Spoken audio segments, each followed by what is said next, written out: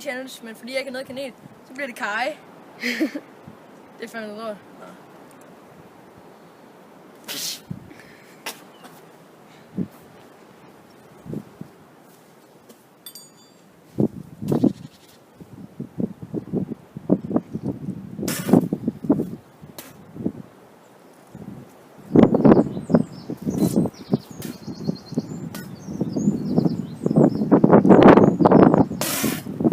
Fuck, det smager dårligt. Hold kæft, mand. Det kan jeg ikke anbefales at gøre. Man må også i øjnene.